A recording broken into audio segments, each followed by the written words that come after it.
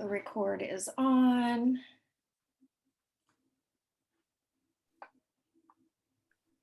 Webinar is live. People should be floating in here in just a second.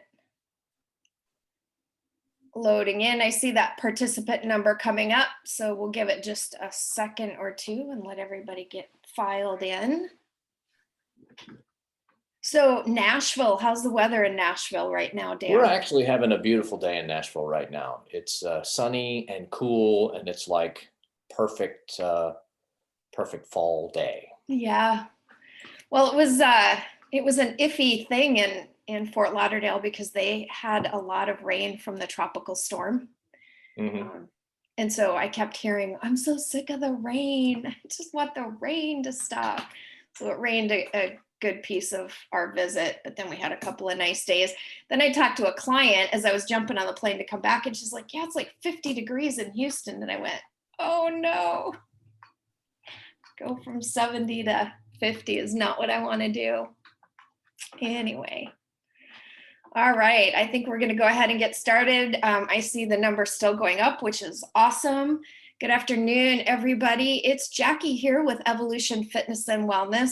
I haven't done a webinar in a while, so this is kind of fun, getting back into my groove thing. We've had some great guests join us since this whole pandemic thing hit. It's really when we started the webinar series. And today, my guest is Mr. Dan DeFigio, and he is the author of a best-selling book called Beating Sugar for Dummies. He's a nationally known fitness guru as well, personal trainer based in Nashville. I have not had the pleasure of meeting Dan in person. We were introduced through a mutual friend, but I'm very excited to welcome you to our webinar today. Thank you so much for asking me to come on. It's great to be here with everybody. I love chatting with other fitness professionals from around the country because there's always experience and little tidbits that I pick up, nuances from different parts of the country. That's always fun. So I'm looking forward to our chat today. We're going to focus mostly on sugar, right? That's the topic of the day. Yeah, I was planning on talking to folks about sugar and stress eating and how to control blood sugar better with nutrition. Yeah, very good. So for those of you that are watching live, I just want you to know I set this up wrong. I had intended it to be interactive so I could see you all as well. But today you'll have the opportunity to ask questions, make comments in either the chat or the Q&A. I'm going to be moderating that a little bit while Dan's speaking.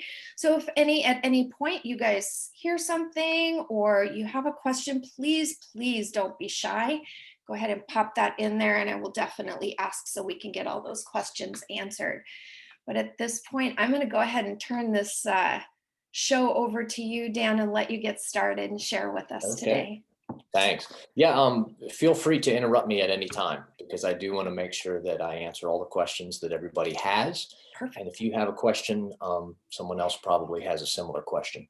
So here we are. Can you see my screen? Yes. Great. So today we're going to talk about stress eating and sugar addiction. And these two things are really both a version of simply using food to manage your emotions.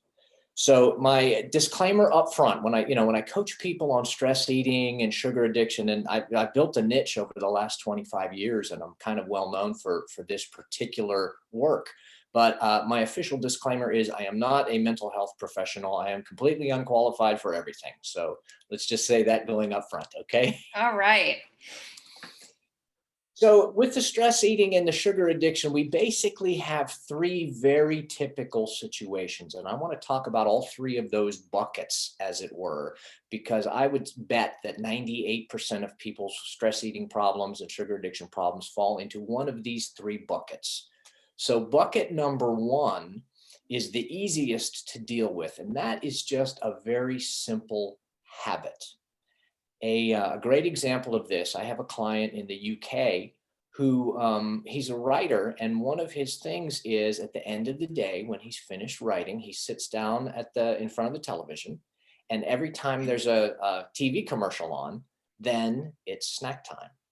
And so we have worked on undoing this, and it's pretty simple because it's only a simple association in his mind, so that when I'm relaxing and a commercial comes on, then it is time to eat. That's just an association that he has built over the years. And so we all build these sort of unconscious habits and unconscious associations. And if they're getting in your way and causing you problems, it's pretty important to come up with a way to do something differently. And the way that you break a simple habit like this is you beat it by making a conscious decision to do something different. And that sounds like, well, duh, of course, it's a no-brainer. But sometimes you just need somebody to point it out. So the association here in our example is when a commercial comes on, then it's time to eat. So we're going to change that. We're going to say when a commercial comes on, it is time to, and then we're going to fill in the blank with something else. So what I had this fellow do is make a short list of 4 or 5 things that he enjoys doing that isn't food. So he ended up with a simple list of like stretching something, editing a paragraph from his writing, simple things like that. So when he had 2 minutes off, instead of going to the pantry for cookies, actually in the UK, they call them biscuits, which is great. They do. Yes, cookies are biscuits and biscuits are scones. But in any case, so he would go to the pantry for the biscuits in his past, but now he just has a simple little checklist, and I just have him put it on the pantry door as a list that he wrote down. And it's like he's got these 3 or 4 things, and so he will intentionally pick something else instead of food. And that is a very easy way to break that simple association. Unfortunately, not all 3 of the buckets are that easy. So the second bucket is the hardest. The second bucket is using food as a substitute for something that you really want. And this is where we get into the difficult emotional work. It is very, very common for people to use substances in general, whether it's food, alcohol, drugs, gambling, sex, sleeping, whatever your thing is that you tend to overdo and become addicted to. Many times we use those substances as a substitute for what we really want. So if you find yourself turning to food because you're not getting what you want, here's an example. Stress eating, very typical stress eating situation.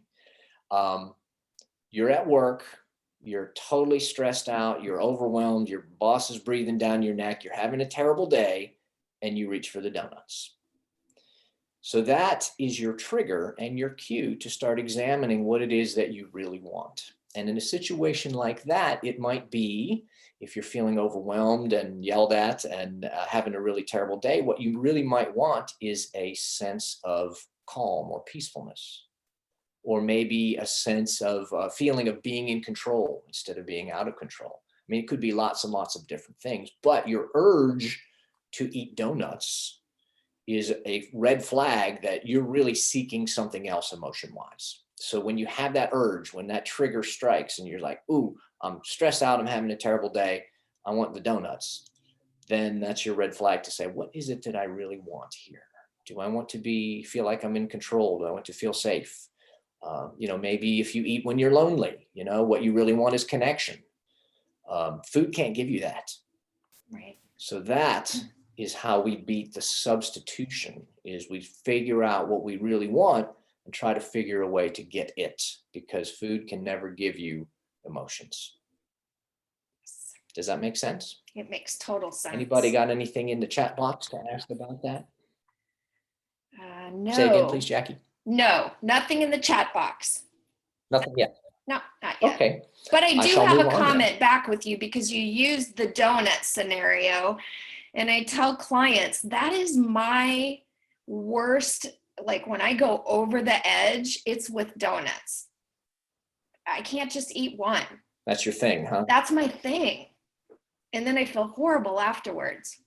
Well, Yeah, that's the cycle. Once we sort of dive into this, I'm going to call it abusive behavior, because that's really what it is. Yeah. We abuse ourselves with stuff that's not good for us. And then after we feel bad about that, I mean, we feel bad physically, because eating like that makes us feel bad physically. And then we go into this failure and shame cycle, right? Yes. So it's a very inglorious, endless circle that really requires, some work and some attention to start to break these cycles.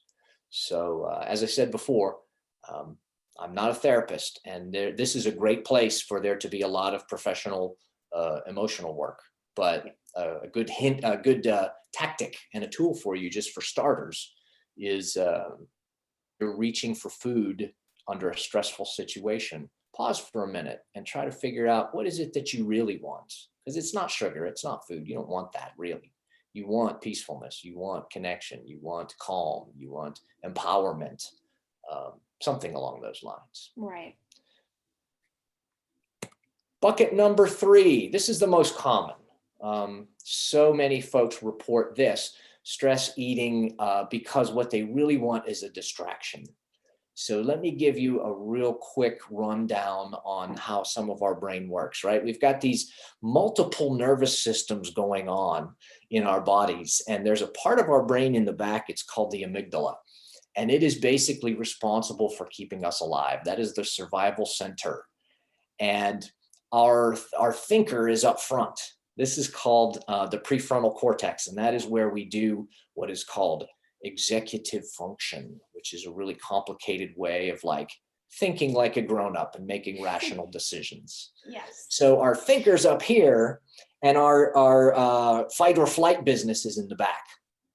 And so when we are having uncomfortable emotions, anything that is uncomfortable, if you're feeling stress or fear or anger or loneliness or physical pain, I mean, anything that doesn't feel good, that amygdala is going to do just about anything to get you to quit feeling that.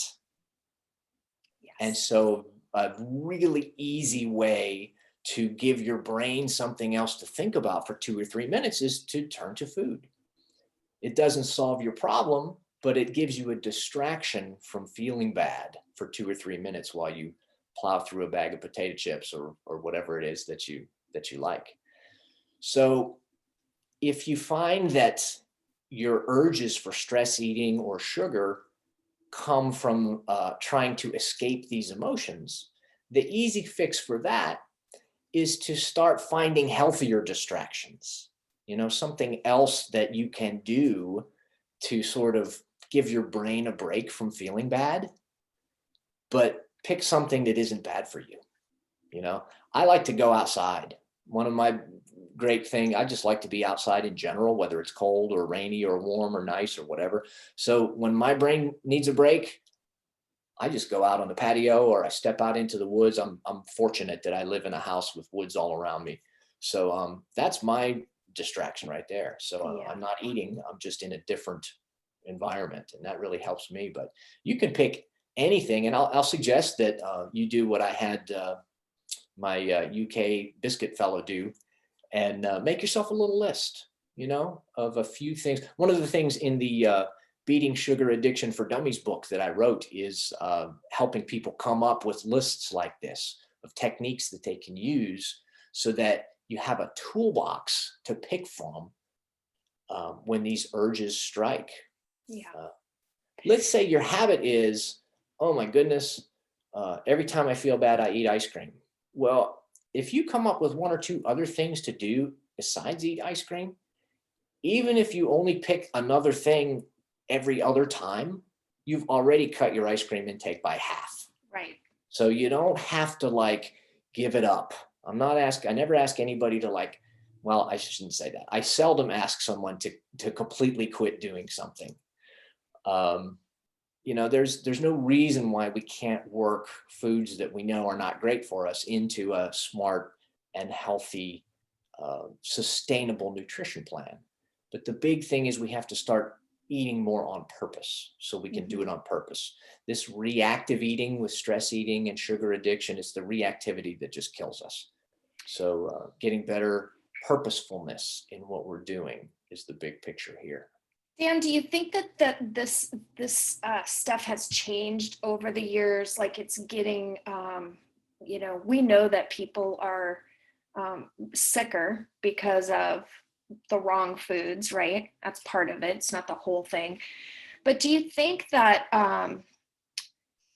if we look at like 50 years ago, just the changes in environment and things like that, do you think that that's driven some of the challenges that people are having with food? It seems absolutely. way more common than like when I mean, even in my lifetime, I'm 114 years old. I've been around a long time.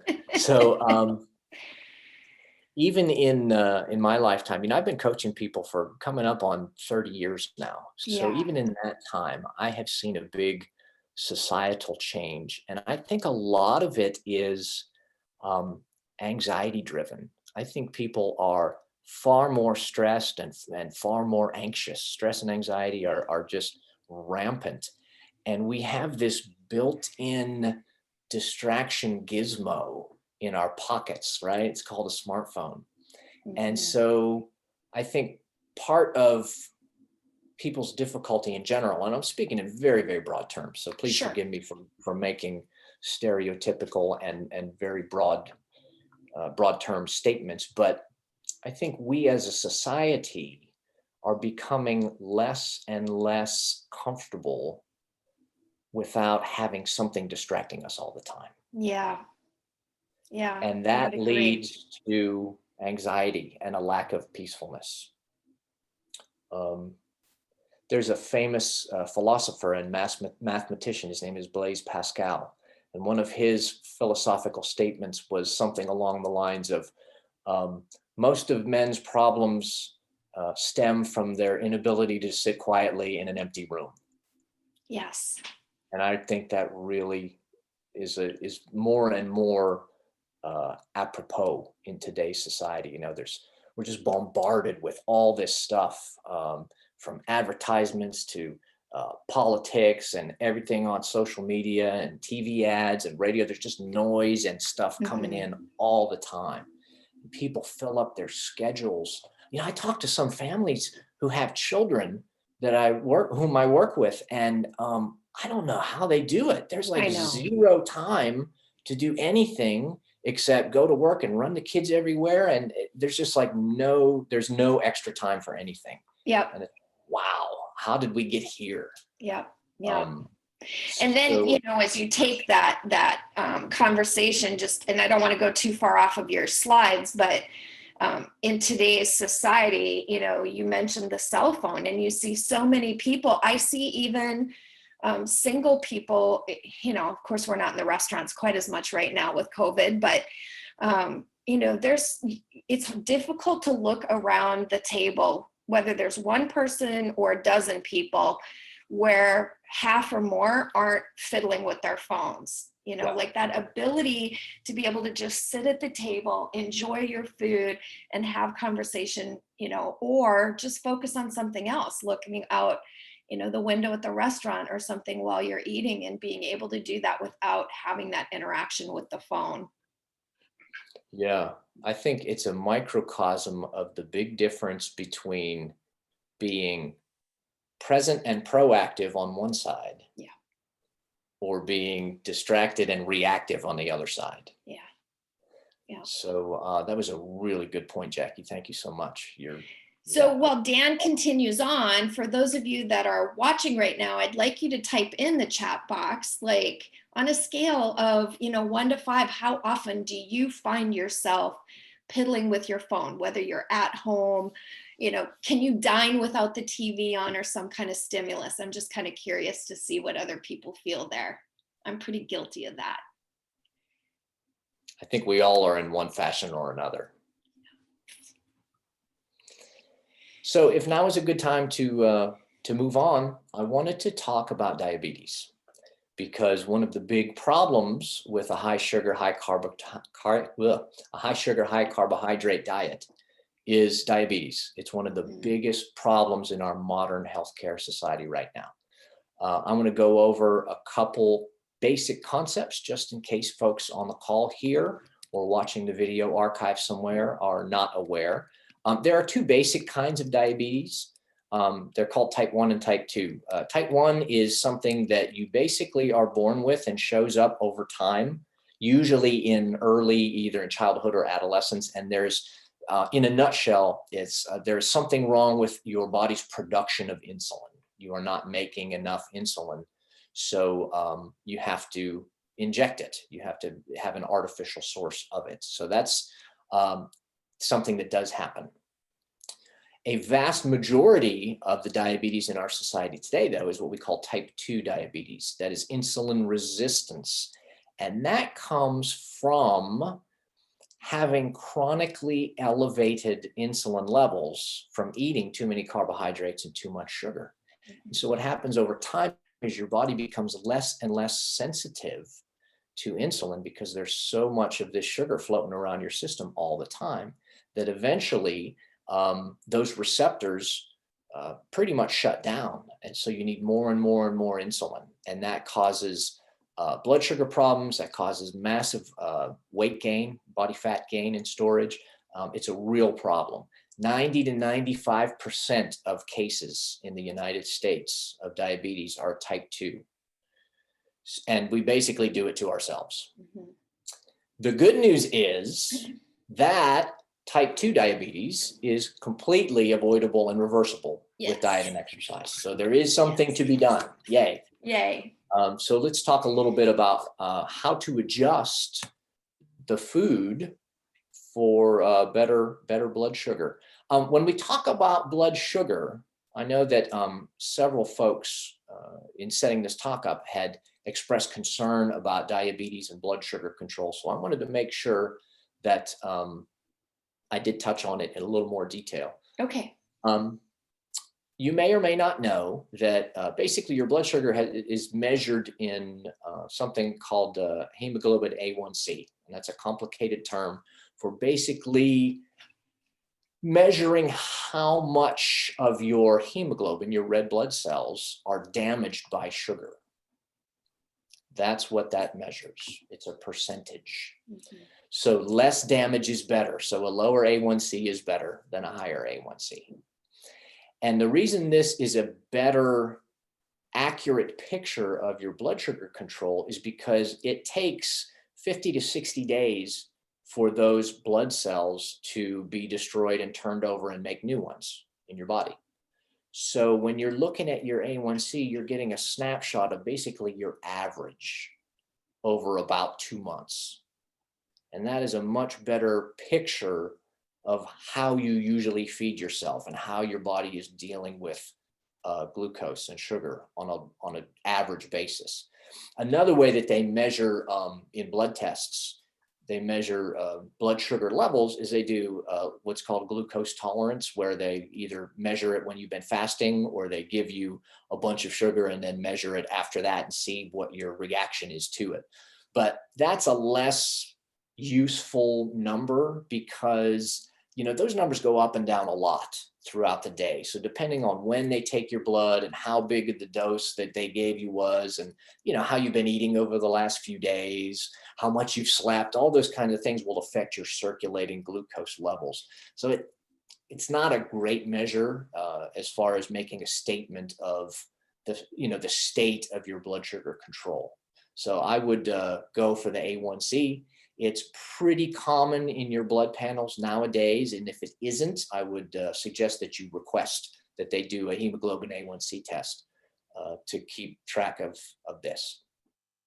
Just so you have reference numbers, the desirable A1C, oh, I spelled desirable wrong. Fixed. The desirable A1C level is below 5.7. When it gets 5.7% to just under 6.5, they call that pre-diabetes. You are at risk. That is a signal that you are starting to not process sugar very well in your body. Yeah. And then if you are at 6.5% or more, you are officially diagnosed with diabetes. And the reason diabetes is so harmful, you may or may not know this, is that sugar destroys tissue. And so it usually shows up doing the most damage in the tissues in our body that have the smallest blood vessels, like your kidneys and your eyes and your nerve cells. So those tiny little blood capillaries are so small that any amount of damage can really ruin the system very quickly. So it can cause a host of organ damage and blindness and nerve pain and nerve dysfunction. So diabetes is really bad news. Yep. So that's why I want to talk about it and make sure that we help people stay away from it as much as possible. Are there questions in the chat box about this? I don't, no questions about diabetes yet, but I'm sure it's to come. A couple of folks commented back about my question about whether you can enjoy your meals with or without stimulus. So Yeah, I had somebody say, I'm on my phone or TV's going or something all the time. Somebody said, I can eat without stimuli, but I do enjoy having music on. That's awesome. I'll take that. Because music can be very relaxing as well. Absolutely. We have one of our coaches on right now, and she said she has a rule that we do not have the TV on or any devices while at the dinner table. So dinner gets eaten very quickly so they can disappear. Hurry up and get back to their screen time, I guess. Right. Yeah. Well, I like the idea of not having any alternate activities going on when you're eating. Yeah. Especially if you have a tendency to overeat. I do. Yes. I like to eat a lot.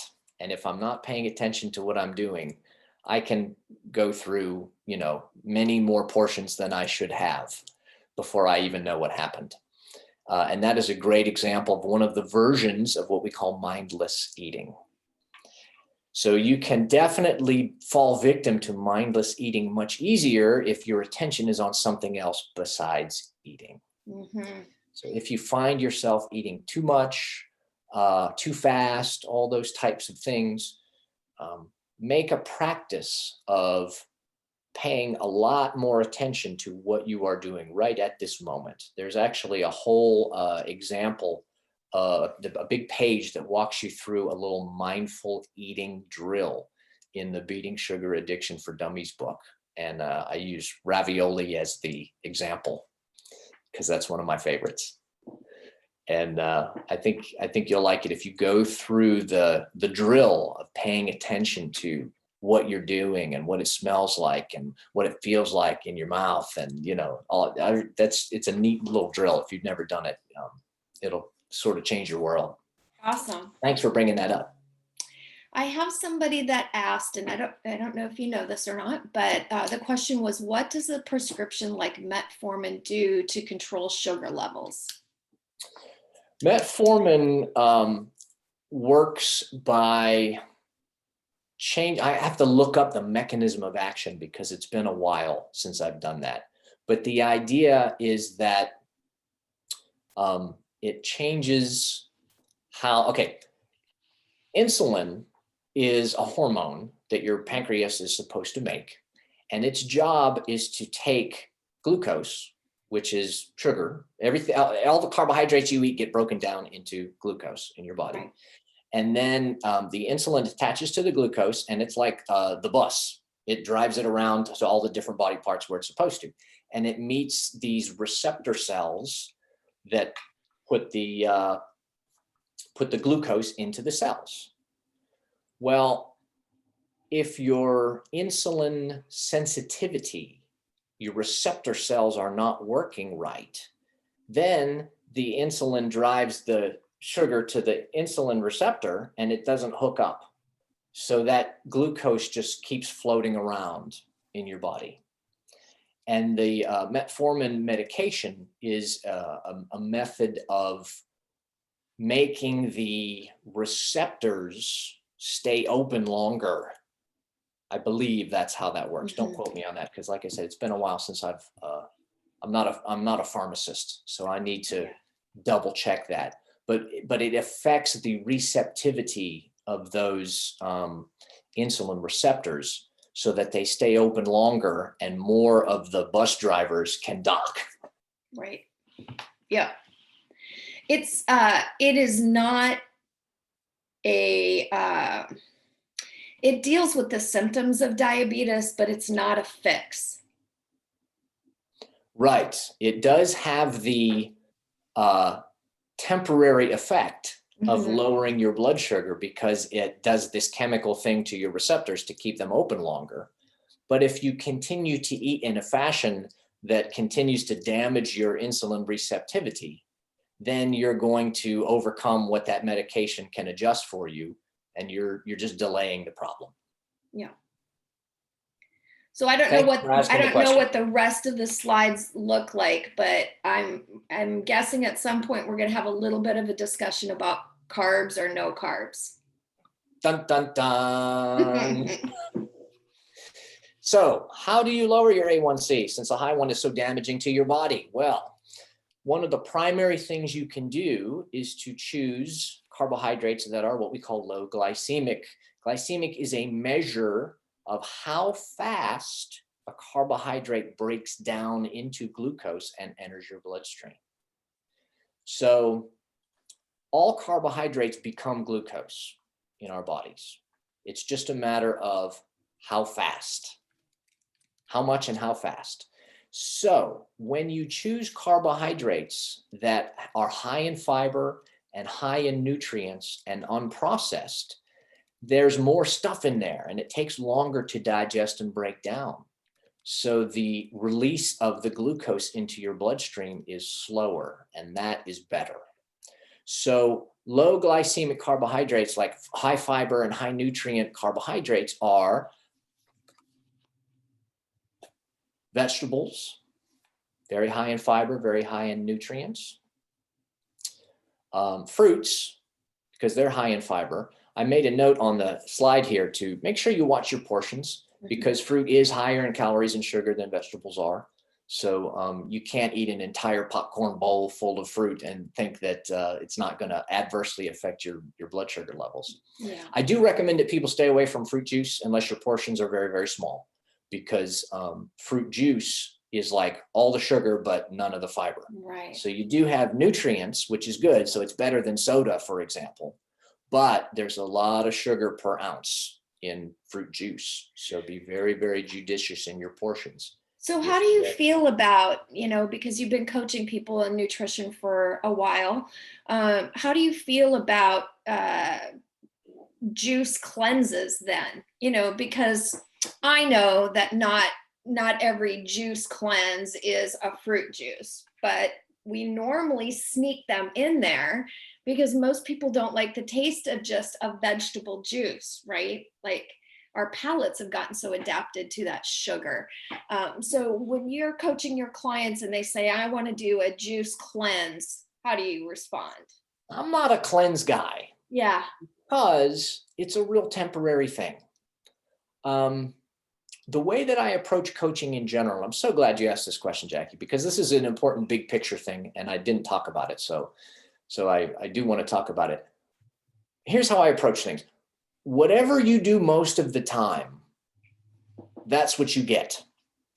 So if you don't like your body fat, or if you don't like your blood sugar, if you don't like, any aspect of your life, really, we're talking about nutrition right now, but if you don't like what's happening, you have to change what you usually do. And usually do is the real key. You have to change what's normal for you. So if you go through a 7-day juice cleanse or whatever, and you don't eat anything except vegetable juice, after that's done, then what? Right. You go back to what you used to do. So you haven't really changed anything. There can be a few problems associated with a juice cleanse situation, just because, there's virtually no protein in that. And so you can lose a lot of muscle in a situation like that too. Your energy might crash out. So, it's not terrible for you, but it doesn't fix the main problem. The reason that people go on cleanses and diets and things like that is because they have a problem that they want to fix. And they are looking to a very, very temporary solution to fix a permanent problem.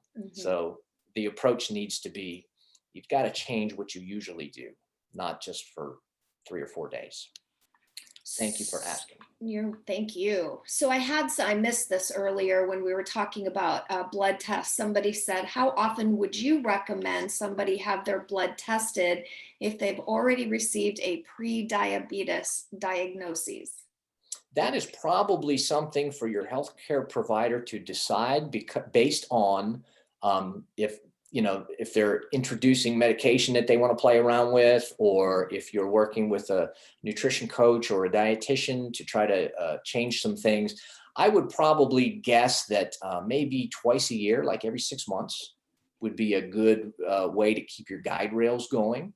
But you could certainly come up with a reason to check it a little more often than that, or even a little less often than that, based on your specific situation. Yeah, thank you. All right, did we talk about whole grains? I didn't touch on whole grains yet, but so I want to make sure that everybody who's listening understands that carbohydrates are vegetables, fruits, grains, and also processed sugars and sugar alcohol and things like that. A lot of people are surprised to know that vegetables are carbs. I think folks commonly have in their mind, when they say the word carbs, what they mean are starches. Yes. Like bread and pasta and rice and that kind of stuff. So yes, those are carbohydrates, but plant material is carbohydrate, whether it's vegetables or fruits or processed sugars or whole grains. So we want to stick to the carbohydrates that are much better for us, with the high fiber, the high nutrients, and the slower release of glucose into the bloodstream. And some of that is whole grains instead of processed grains. So always brown rice instead of white rice. Quinoa is great. Whole wheat instead of enriched white flour. If you're going to eat oats, have old-fashioned oats or steel-cut oats, not the instant kind, because those are processed high glycemic ones. So hopefully that all makes sense. It's not that grains are bad for you. You just have to make sure you pick the right ones. Just like everything in life, right? So Janet asked how you feel about Dave's bread. Is it high in fiber? Are you familiar with Dave's? Dave's bread is real food. Yeah. So if you look at the ingredients in Dave's Killer Bread, which is Killer Bread, I do It love is it. Killer Bread. Refrigerator right now. It's high fiber. It's all whole grain stuff and organic ingredients. So compare that to Wonder Bread or Bunny Bread, right? So they're both bread, and you can't have in your mind like bread is bad for you, because it all depends on what it actually is. So you're going to have a ton more fiber and more nutrients, slower blood sugar release, and everything good that we want with the Dave's bread than you will with the white processed bread. You do have to remember, however, it is still bread. It does have calories. It is almost all carbohydrate. So you have to balance it with protein and fat. You don't want to eat all carbohydrates. Is that my next slide? Not quite, but I will talk about that shortly in the future. Great question. Thank you for asking. I didn't catch the person's name who asked it. Janet. Thank you, Janet. Anybody else have questions about carbohydrate stuff right now? We're caught up at the moment, I think. We're caught up. Okay. So as I just mentioned earlier, the carbohydrates you want to avoid are the processed grains, like your white bread and your white rice and your white pasta and your instant oatmeal.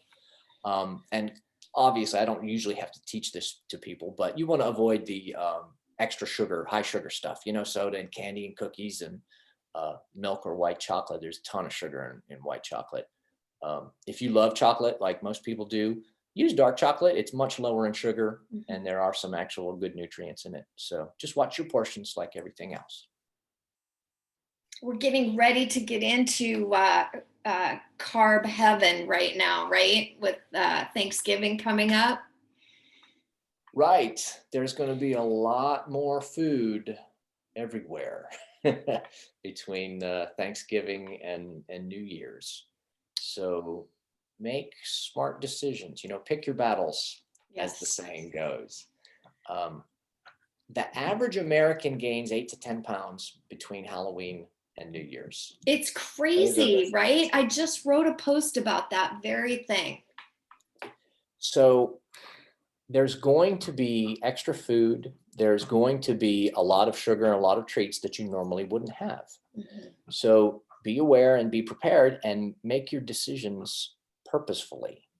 Watch out for what I call the all or nothing thinking trap of saying, well, it's the holidays. I'll just not pay any attention to what I eat and I'll just try to clean up the mess in January. And that is really shooting yourself in the foot and making life so difficult.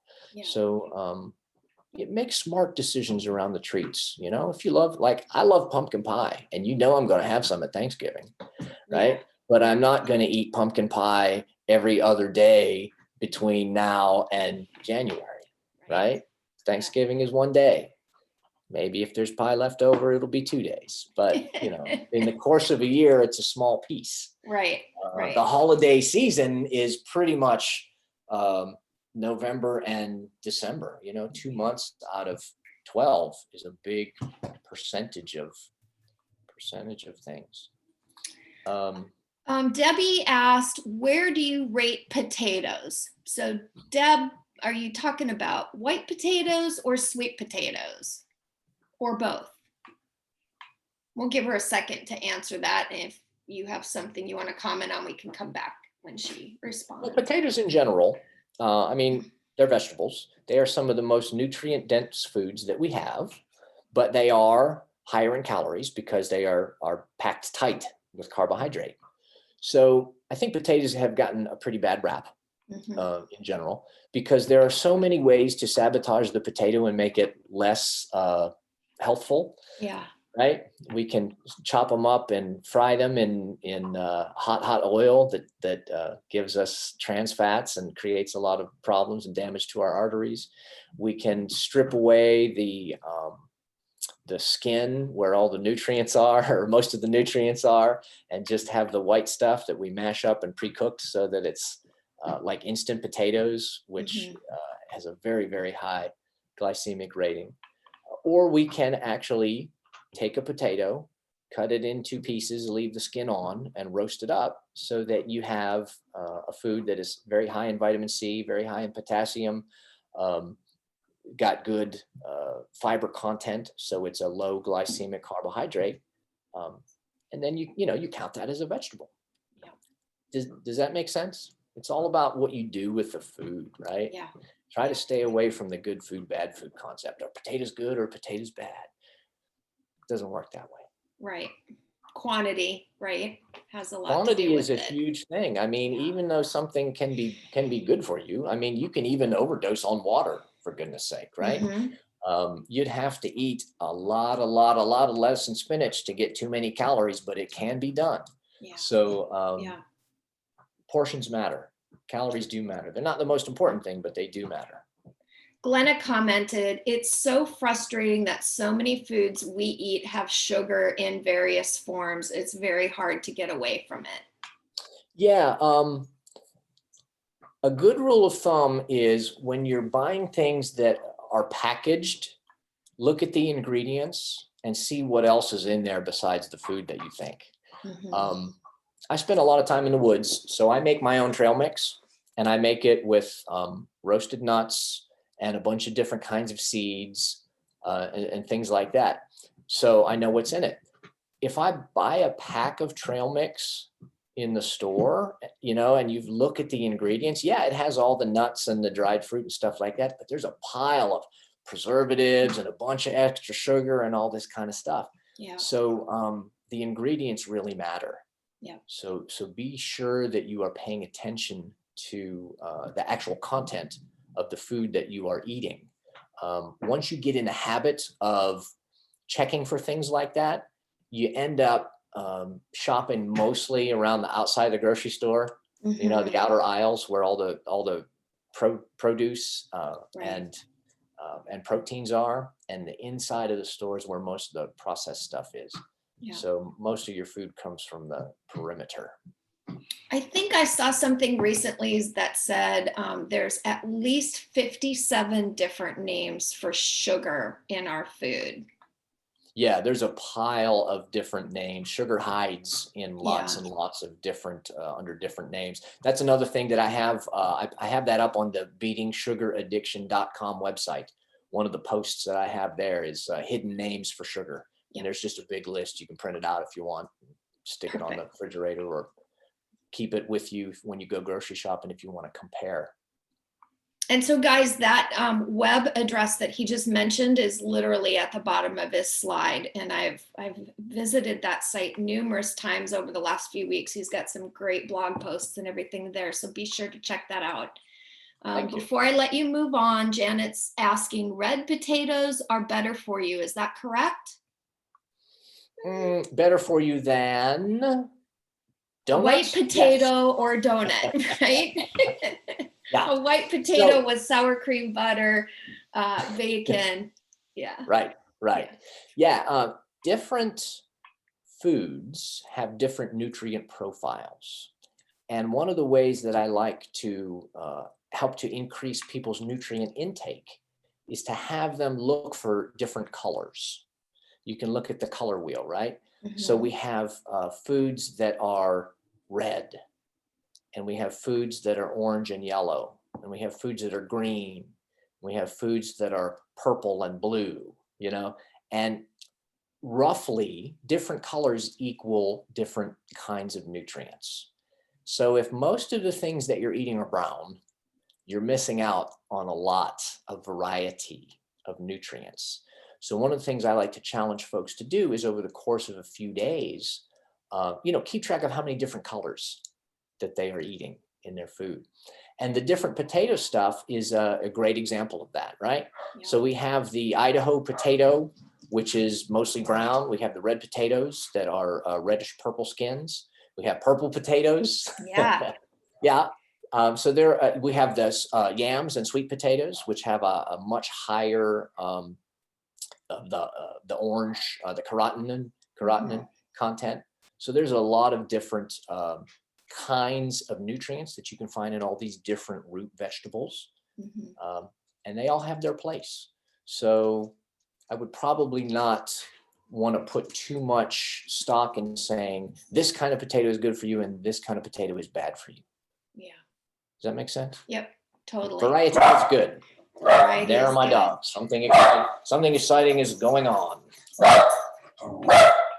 I'm pretty excited about this next slide about protein, because I feel like in my facility, it's hard to get people to understand how important protein is, especially as we get older.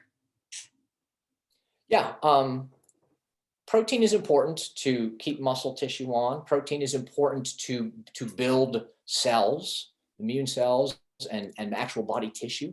So, and from a nutrition standpoint, protein is one of the primary things that helps to slow down the absorption of sugar into the bloodstream.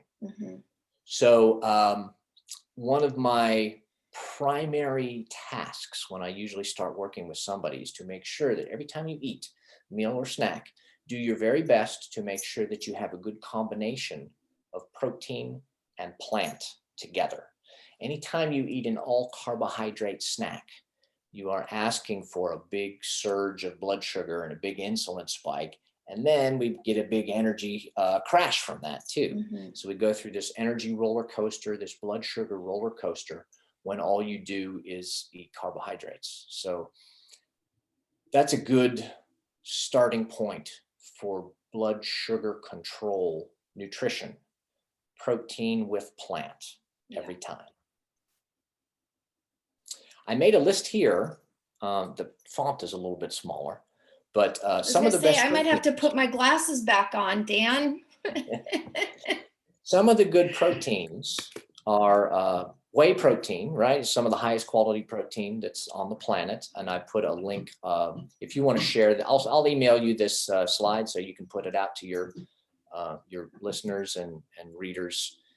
There's a link to a whey protein brand that I like a lot. It's made from hormone-free dairy and it's free of all the additives, which is great.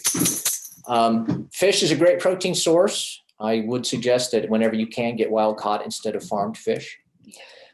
Other kinds of seafood. I mean, don't forget shrimp and crab and lobster and mussels and clams and oysters and calamari and octopus. And, these are all high protein quality foods. Most people know that most of the traditional meats are protein, right? Mhm. Beef and pork and poultry. But don't forget rabbit, bison, lamb, alligator, elk. This is all good stuff. It doesn't, protein doesn't have to be boring chicken breast with vegetables. You Right. can get exciting with this stuff. Different poultry kinds. This is fun too. I love to eat duck and ostrich and some more non-traditional poultries. So have a look at that list and enjoy. Cottage cheese is a really good protein source. It's very, very low in carbohydrate, and it's very high. It's almost pure protein. So it's a really good pick for folks who don't want to have to chew a lot of animal flesh, and I totally get that. Yeah. Speaking of which, if you need some vegetarian protein, organic soy is great, pea protein, hemp protein, seaweed, some of the fermented stuff like tempeh is good. All the legumes, nuts and beans, lentils, those are all pretty good vegetable protein sources too. So it doesn't have to be meat. Dietary fat also slows blood sugar release. So good sources of fat are nuts and seeds, all the different oils. I listed a few examples there. Don't forget your nut butters. These can be fun, right? Mhm. Peanut butter, almond butter, sunflower butter. This is good stuff. Nuts are high in calories though, so you have to watch your portions. You can go through many, many calories with a few handfuls of nuts. So just be careful of your portions. Butter is a good fat if it's made, from good ingredients. Margarine is not a good pick because it is hydrogenated fake food. So I was surprised to find out they still make margarine. I I remember, know. I I remember in the know. 60s and 70s when there was a big push towards all this engineered food when I was a little kid, Yeah. and we're learning better. But yeah, margarine is still out there. I was a little surprised to see that. Avocado works great. The big stay away from is the trans fats, right? When you fry food, when you heat oil, it becomes damaged and it damages your arteries. It's very bad for you. Trans fats are found in a lot of commercial baked goods. Like if you buy boxes of baked stuff, shortening like Crisco is very, very trans fat heavy. Anything that has the word hydrogenated on the label, put it back. Dan, I can't believe how many years I spent baking chocolate chip cookies with butter flavored Crisco. Yeah, Like, all the trans fats wow. plus artificial flavoring. Yay. But hey, we learn. We live We and learn. live and learn for sure. Yeah. So I have for you, for some healthier substitutions and upgrades, just this little chart that you can use. So for example, instead of white pasta, use a whole grain pasta that's made from rice or quinoa. Instead of fruit juice, drink green tea. A great soda substitute is mineral water. I mean, I love the fizz of soda, but I don't want to drink soda, so I drink mineral water instead. Flavor it with some fresh citrus. It's really good. White rice, you have brown rice or have quinoa. A big substitution that I try to help people with is the snacky foods. People love the crunch, right? Pretzels, potato chips, those types of things. So find something that's better for you that's crunchy. I mean, raw vegetables are good. You can get vegetable chips that aren't fried. So there's a lot of options there too. Greek yogurt is a good substitute for ice cream if you like the creamy, like I do. Ice cream's my junk food of choice. So there are some substitutes there. And I wanted to make sure that everybody got the free stuff if they want it. So if you are listening to this, you are welcome to go to beatingsugaraddiction.com. I have a bunch of free giveaways right there. I think right now I have these 3 things put up. I change them, sometimes. There's a Stop Stress Eating guidebook.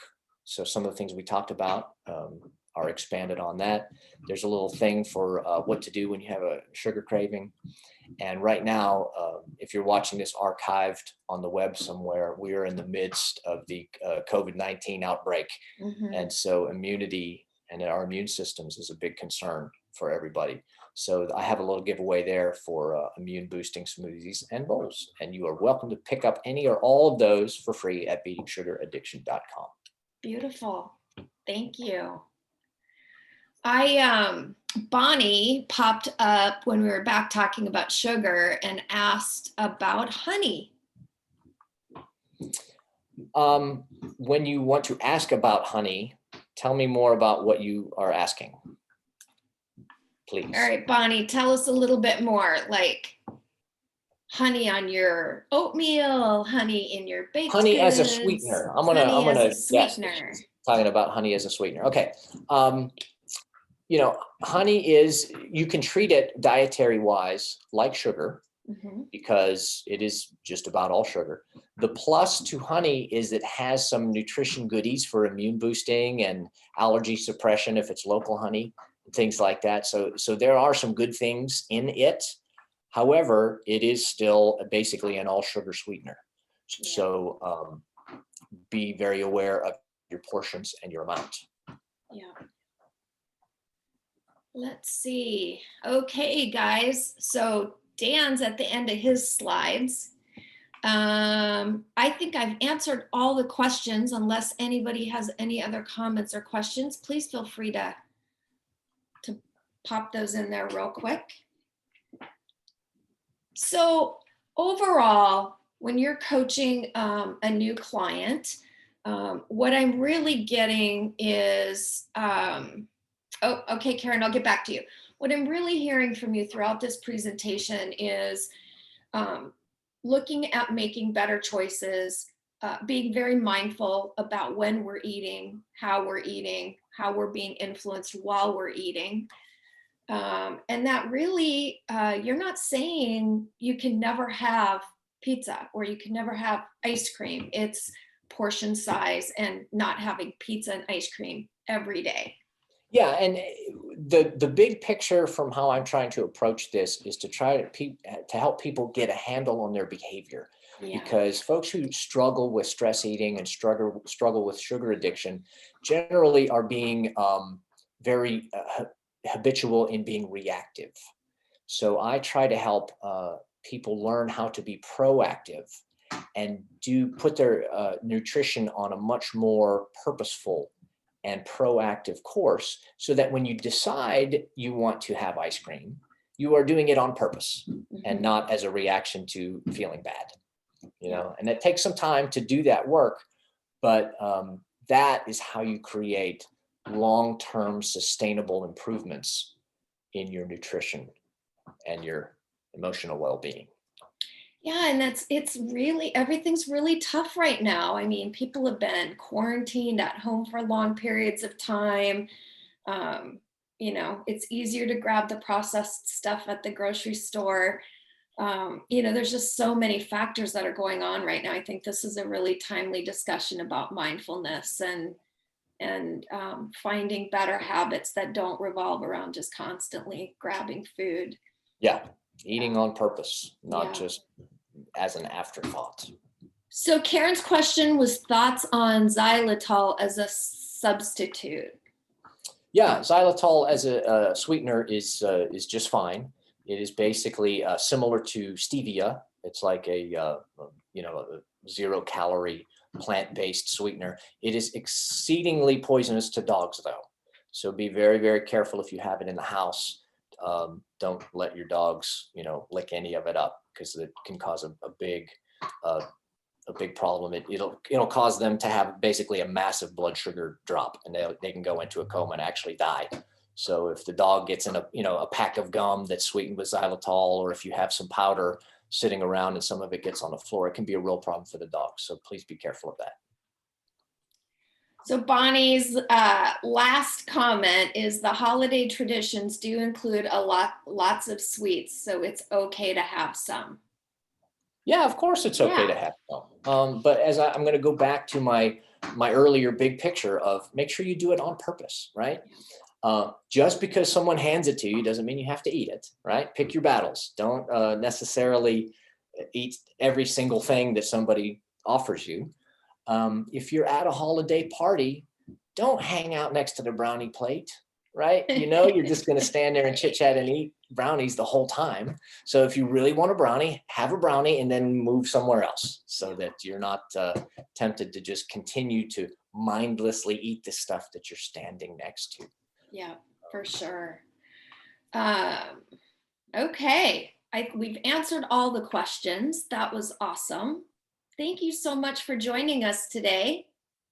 It has been my pleasure. I'm really glad that you asked me to come on and talk about some of this stuff. If anybody comes up with any questions or any problems and you want to talk to me about anything, I've got a contact form on the beatingsugaraddiction.com website, and I am more than happy to bat around some emails and try to give you some ideas or some help. Perfect. We have about 16 Evolution Fitness clients right now doing a 5-week program that I've labeled Breaking Up with Sugar. And it's spending a lot of time looking at just, you know, when you go to reach for that candy or whatever, what's happening, you know, and then it looks a little bit at the different types of stress eaters, you know, or the addiction eating that might, you know, is it because you're stressed or you have anxiety or are you depressed, or looking at a lot of what we talked about today. So this was a very timely webinar today, and I really appreciate your time. Great. Well, I'm glad to do it, and I'm glad to know that you are helping people with this stuff, because it really, when you get a handle on eating on purpose, it's life-changing. Absolutely. Agreed. All right, Dan, I don't want to take up any more of your valuable time, but I will definitely share the Beating Sugar Addiction with our clients in our private member page as well. And I look forward to seeing you again. Thank you so much, Jackie. All right, we'll be in touch, my friend. Thanks. Bye-bye.